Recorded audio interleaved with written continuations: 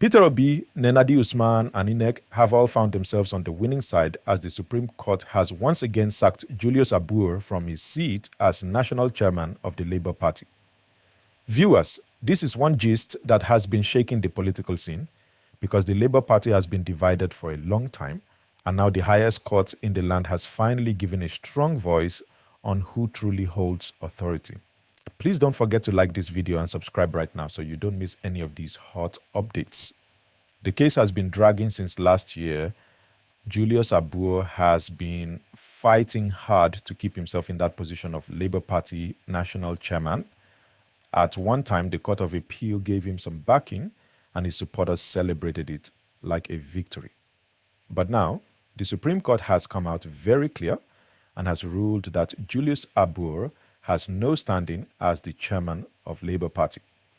The judgment said that the matter of who leads a political party is an internal affair, and the appeal court should not have been entertaining it in the first place.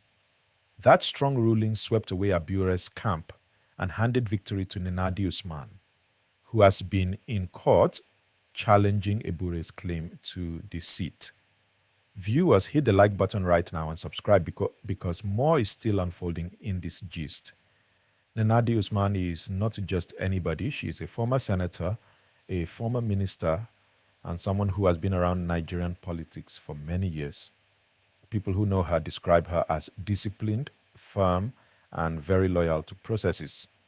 Now, with this judgment, she becomes the recognized national chairman of the Labour Party. Some people were saying that big names like Dati Baba Ahmed are still behind Abure, but Nenadi has stood her ground to say, no matter who supports him, the law is the law. Supreme Court has given a ruling and it cannot be ignored. That type of firmness is what she is bringing to Labour Party leadership. My people, let me remind you again, don't just watch, kindly subscribe and like this video so that more Nigerians can also get this update. Now let us look at Peter Obi in this matter. Peter Obi, who was the Labour Party presidential candidate in the 2023 election, has always been seen as the face of the movement. He came into Labour Party at a time when the party was not really on the national radar.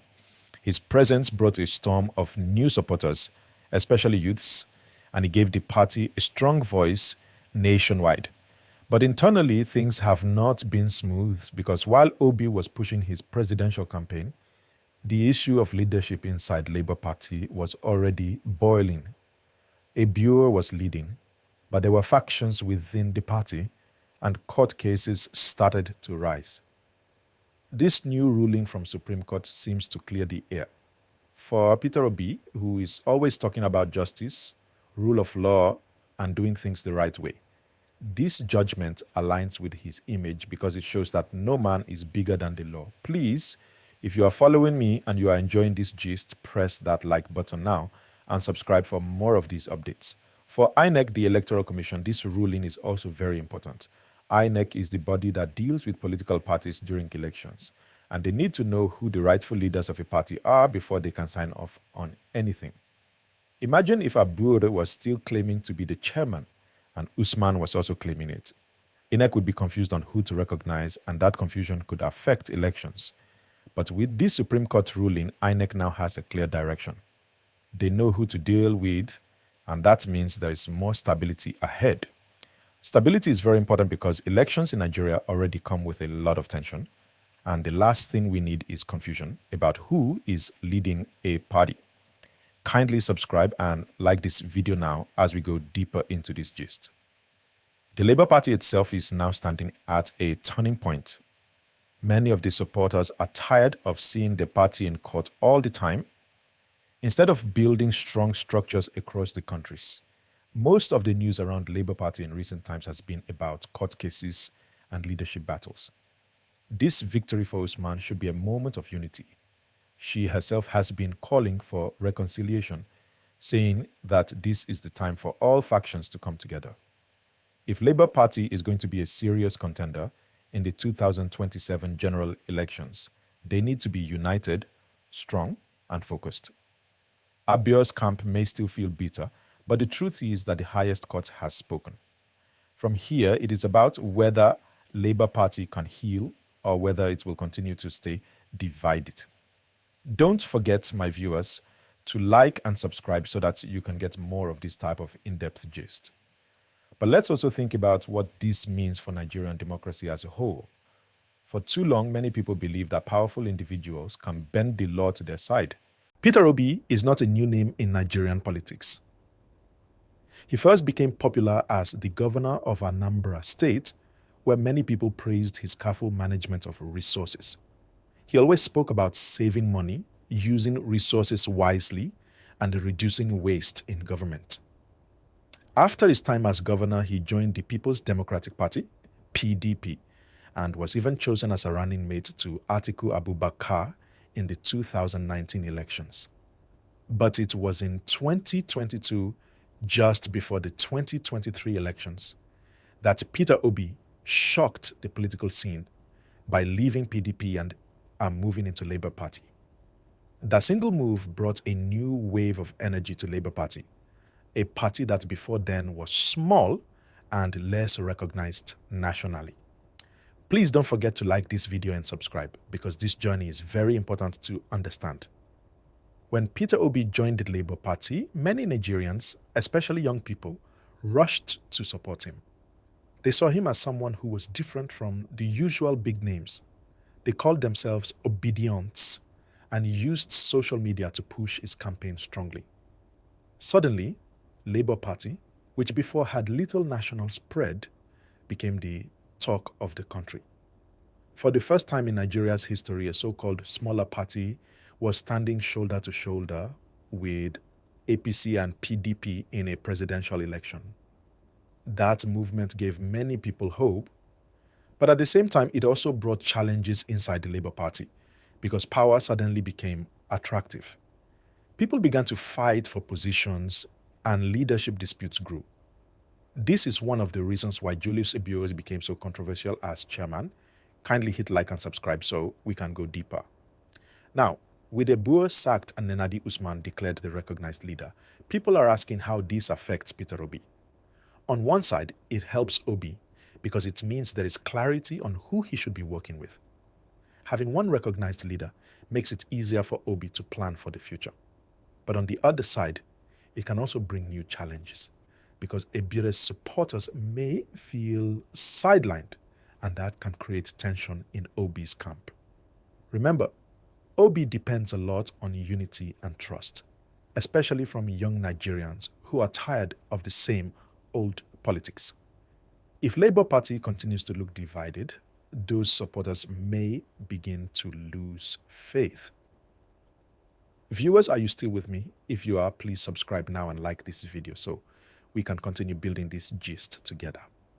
Looking ahead to 2027, Obi is still seen as one of the strongest possible challengers to the ruling APC. Even though he didn't win in 2023, his performance shocked the political class. He won in Lagos, the home of the sitting president, Bola Ahmed Tinubu, and he came second in many states where nobody expected him to do well. That result showed that Obi has a national reach, and that reach is something he can still build on before 2027. But for him to succeed, he needs a stable platform, and that platform is Labour Party. This is why this Supreme Court ruling is so important. It is not just about Abure versus Usman. It is about whether Labour Party can stand as a serious platform for Obi in 2027. Please like this video and subscribe right now because this is where we break it down clearly. Another angle to this gist is the way Nigerians are reacting. Some people are happy that the Supreme Court made the ruling, saying it is a win for justice. Others feel it is just another case of politicians fighting themselves while ordinary Nigerians suffer.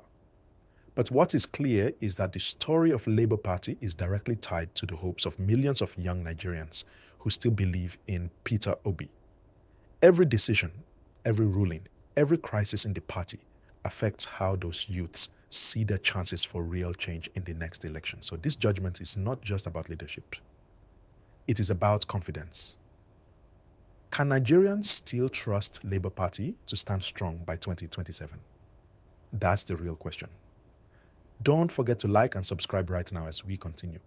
Let me also remind you that politics in Nigeria is always about alliances. No single man can win alone. Peter Obi, if he wants to succeed in 2027, must start building bridges now. He cannot only depend on the obedient youths, even though they are powerful online and offline. He must work with politicians across states, across different groups, and across religions. Labour Party under Nenadi Usman must become more than just a movement. It must become a structure. Without structure, no party can truly win in Nigeria, and this is where the real challenge lies. My viewers, if you want Obi to succeed, or if you think it is going to be difficult, please let me know in the comments. And don't forget to subscribe so you can always get updates. When we talk about reconciliation inside Labour Party under Nenadi Usman, we are talking about something that will decide the survival of the party itself. A political party that cannot keep itself together will not survive the storm of Nigerian politics. When we talk about reconciliation inside Labour Party under Nenadi Usman, we are talking about something that will decide the survival of the party itself. A political party that cannot keep itself together will not survive the storm of Nigerian politics. Look at PDP. Since they lost power in 2015, they have been struggling with internal crisis. And that is why APC has remained in charge. Labour Party has to learn from that mistake.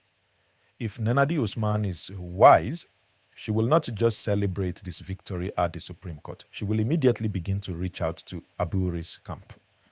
Many people in politics don't like losing face, so she must give them a soft landing, some space where they still feel relevant. That is how peace can come. Please like this video and subscribe as we go deeper. Let's not forget that Nigerians are watching very closely. This is not just about Labour Party members fighting for who controls the party. It is about the millions of people who put their hopes in Peter Obi during the last election. Those people want to know, is this party truly serious? Is this party ready to give us a real option in 2027? If what they keep seeing is only court battles and quarrels, they will feel discouraged. That is why reconciliation is not an option. It is a must. My viewers, are you following me? If you are still with me, press the like button now and subscribe for more. Another important point here is Peter Obi himself. Yes, Nenadi Usman may be the recognized chairman. Yes, Abure may have lost. But at the end of the day, the person carrying the biggest political weight in the party is Peter Obi. If Obi says he is leaving Labour Party tomorrow, many supporters will follow him out without question. That is how powerful his name has become. But Obi himself is a man who always talks about the rule of law. He cannot afford to be seen supporting illegality or disorder. This is why the ruling of the Supreme Court also works in his favor. It keeps his image clean and in line with the principles he always preaches. Please subscribe and like, because Obi's journey is far from over. Now let's picture the road to 2027. The ruling party, APC, will not be weak. Bola Tinubu and his team are already working on how to consolidate power. PDP, even though they are struggling, are still in the game. That means Labour Party must be very strategic if they want to stand a chance. This is where Usman's leadership will be tested. Can she provide the kind of structure that Obi needs? Can she build alliances across Nigeria? Can she keep the Obidient movement alive while also bringing in experienced politicians who can deliver votes at the grassroots? These are the real questions. My people, kindly like this video and subscribe as we continue, because this gist is getting more important. And let us not ignore INEC's role in all of this. For every election, INEC needs to know who they are dealing with. With Abure out of the way, INEC has clarity, but that also means Labour Party can no longer make excuses. They cannot say, we are confused, or we don't know who is leading. Now it is clear. Nenadi Usman is the leader. That means the responsibility is now on her shoulders to organize conventions, congresses, and all the structures needed for the party to function. Without this, Labour Party will just remain a social media movement. And Nigeria's reality is that elections are won on the ground, in polling units, not on Twitter or Facebook. Please, my viewers, hit like and subscribe so you don't miss out. Let's also talk about the youths who carried Obi's campaign on their backs. These young Nigerians are still angry about what happened in 2023, and they are determined not to give up. But they need direction. They need to know that their energy will not be wasted. If Nenadi Usman can connect with them and prove that Labour Party is ready to channel their energy into real structures, then Obi's chances in 2027 will be much stronger. If not, those same youths may become tired, and that will hurt Obi's chances badly. This is why the leadership question is so important. Viewers, I want you to like this video right now and subscribe, because your voice in the comments will also guide where this gist goes. Now let me ask you directly, do you think Labour Party and the Nenadi Usman can truly bring together both the experienced politicians and the obedient youths to form a winning team? Or do you think the cracks in the party are already too deep? Drop your answers below, because this is the heart of the matter. In Nigerian politics, no single man can win alone, no matter how popular he is. You need structures, you need allies, and you need people who can deliver votes at a local level. In 2023, Obi shocked everyone by winning in Lagos, the home of President Bola Tinubu. He also did very well in the Federal Capital Territory, Abuja, and he had strong votes across the southeast and parts of the south-south. But when you look at the northwest and northeast, his numbers were very low. That gap is one of the reasons why he could not take the presidency. So for 2027, if Obi truly wants to win, he must build bridges in those areas. He cannot afford to leave the northern zones weak. Viewers, kindly like this video and subscribe now, because this is where strategy comes in. The north in Nigerian politics is very important. The region has the highest number of voters, and historically it has always played a decisive role in who becomes president. APC has been strong there. PDP also has roots, but Labour Party is still very young in the north. This is why alliances will matter. Peter Obi must find a way to bring northern leaders on board without losing his reformist image. He must also convince ordinary northerners that he is not just a southern candidate, but a national leader. That means more visits, more dialogue, and more grassroots work. Remember, elections are won at polling units, not just on social media. Please press like and subscribe right now as we continue this gist. Another area where Obi needs to strengthen his hand is the southwest. Yes, he won in Lagos, but many analysts believe that was because the youths in Lagos were angry and wanted to show their voice. By 2027, that anger may reduce or it may take a different direction. Labour Party must invest in building real political structures in the southwest so that it is not just about protests, but about real support. This is where Nenadi Usman's leadership will also be tested. Can she give Labour Party a true national spread? Can she make the party a machine that functions across every ward and in every polling unit? Without that, even with Obi's popularity, it will be very hard to win. Please don't forget to like and subscribe so we can keep breaking this down together. Now let us look at the southeast. That is Obi's strongest base. In 2023, the southeast gave him overwhelming support, with many voters risking their safety just to make sure they stood for him. But the challenge is that southeast alone cannot deliver the presidency. Obi already knows this. What he must do in 2027 is hold the southeast solidly, while also expanding into other regions. But here lies another challenge. If Labour Party keeps fighting itself with court cases and quarrels, even the southeast may become discouraged. Voter turnout can drop, and that will weaken Obi's strongest base. That is why the Supreme Court ruling and the call for reconciliation is so important. Labour Party must fix itself before the 2027 race begins. Kindly like and subscribe as we move forward in this gist. Let us not forget the South-South too. In 2023, Obi performed well in some South-South states, especially because many youths saw him as different from the usual. But PDP still has deep roots in the South-South, and APC also has its networks there. To take control, Labour Party must fight for that region with seriousness. Alliances with local leaders, with governors, and with strong grassroots mobilizers will be key. Without that, the party will only shine online, but fail in the field. Please, my people, hit the like button now and subscribe as we go deeper. Another factor that will matter in 2027 is money. Nigerian elections are expensive, and this is where Labour Party faces another challenge. APC and PDP have deep pockets and long-standing structures. Labour Party has energy and youth support, but money is still needed for logistics, mobilization, and security during campaigns. Obi's supporters are very passionate, and in 2023, many of them funded his campaign in small ways. But in 2027, if Labour Party wants to truly compete, they will need even more resources.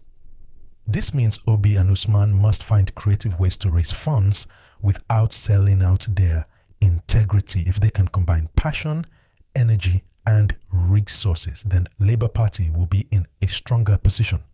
Viewers, remember to like and subscribe now, because this is where we tell the real gist that many won't say. So in summary of this part, Obi's path to 2027 depends on three major things: alliances, structure, and funding. Without alliances, he cannot win the North and the Southwest. Without structure, his party cannot compete with APC and PDP at the grassroots. And without money, the campaign will struggle to move. This is why the Supreme Court judgment sacking Abure is not just about a chairman. It is about whether Labour Party can rebuild quickly under Nenadi Usman to give Obi the strong platform he needs. Now let me ask you, my viewers, do you believe Obi will succeed in building those alliances before 2027? Or do you think APC and PDP will still be too strong for him? Drop your comments below, and while you do that, please don't forget to like this video and subscribe.